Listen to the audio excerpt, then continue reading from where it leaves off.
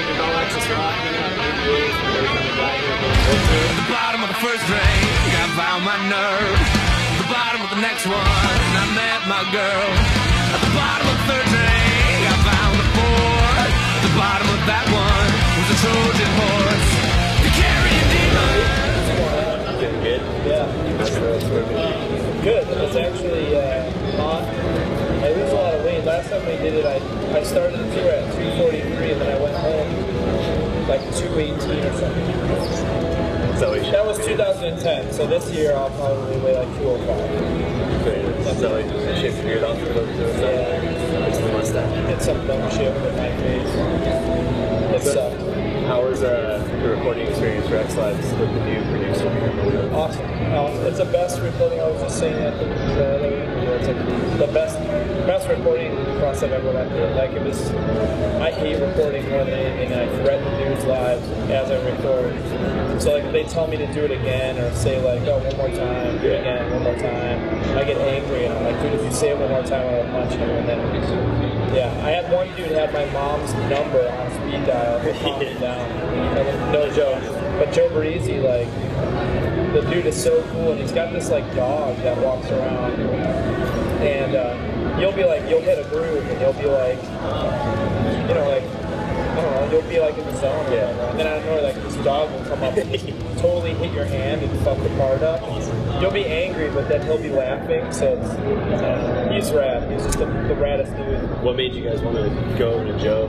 Big sound, man. That dude has the biggest sound. Like that. I mean, yeah, it just has every record he has done is just huge. Sounds huge. It might not be the biggest record, but like they sound. How do you guys feel about being like a debut number 20? Oh, number 20. Oh man, we don't. None of us really pay attention to that shit. It's like everyone talks about that. And it's never really a big deal. Like it's like, okay, it's cool. Like, but the next week we weren't even in the top 50. You know what I mean? So it's like, it's cool that week, but other than that, you know, and it sucked because the only thing I was really excited about, my dad gets Rolling Stone magazine. Yeah. And at the end of at the back of Rolling Stone magazine, it has like the top 40, like the charts or whatever. So I was like, whoa, my dad's actually gonna look at the charts, 20, he's gonna be stoked. Yeah. And then it skipped that week. Oh, really? Yeah, so that week wasn't even in. It wasn't even Rolling Stone. The bummer. So what's your favorite part about being on World Tour? My favorite, I'll tell you, okay, we've done Ozfest, we've done South of the Underground, we've done all like the major summer tours, and every single time you have a manager that's like, oh, you're going to see so much difference, blah, blah. Next time you guys do a headliner, it's with 500 kids, blah, blah. Never happens.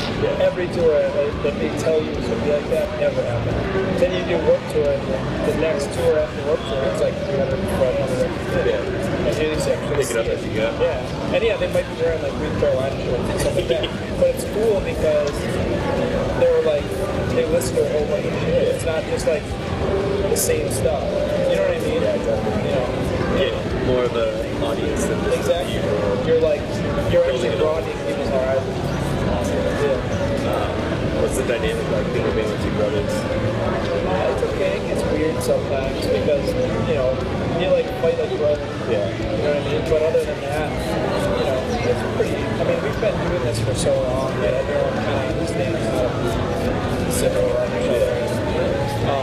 They don't really bring that into the band anymore. But when we first started, it was like all this like little bickering, like you're just like, and then you'd have to be like, yo, what does that have to do with me? Yeah. You know, just in this band is have to do with that. Exactly. But, what's the weirdest thing that's happened to you guys on Warped Tour? The weirdest thing that's happened to us on Warped Tour? Or in general, the weirdest thing. I know you guys have been doing that tour stories for a while. Yeah, but we still do them, yeah, for the podcast. But let's stick with Warped Tour. The weirdest thing that's ever happened with Warped Tour. This is weird. We did that bowling tournament yesterday. You guys won?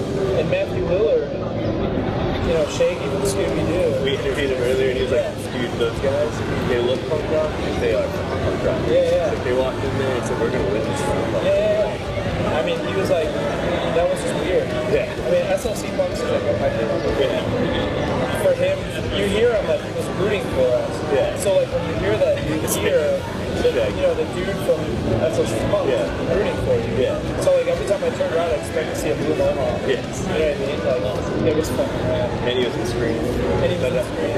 Yeah, I was really afraid he was gonna murder me. Yeah. At some point in time. He said he felt like what do you call it?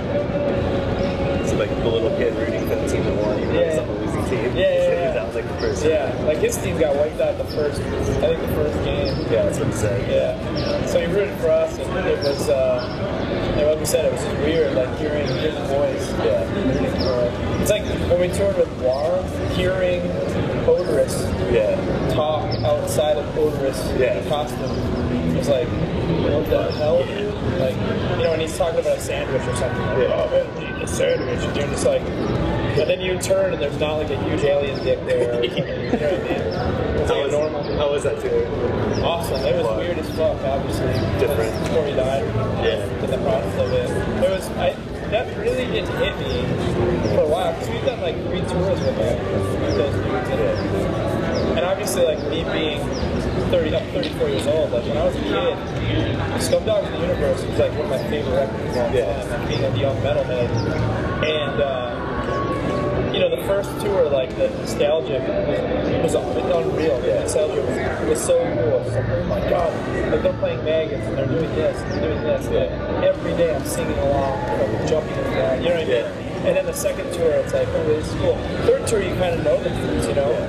And, but like, we've never dealt with someone dying on a tour, you know? So, it really didn't hit us on the tour, like when it happened. It was just like, oh shit, you know, like, it kind of felt like he just went home. Yeah. You know, like got fired or something. Yeah. There was that realization. And the other day, we were at P.F. Chang's 2 days ago, the first day off, and like me, Legs, our merch guy Kevin, we have a personal trainer on the tour. Nice. And him and Steve all went and saw like Abraham Lincoln, Vampire Killer, and we're all sitting at P.F. Chang's that night, and it like sunk in like then, like it was like, oh shit, like that dude is dead. You know what I mean? Like we all started talking about it. It was real weird. It got real weird. It just was like the biggest. That was like, you never take that into account. When you go on tour, you never think someone's gonna die. You know, the worst thing is like blow the transmission in your van. That's the worst. You never deal with that. Exactly. A couple of weeks. I've had explosive diarrhea since I was No broken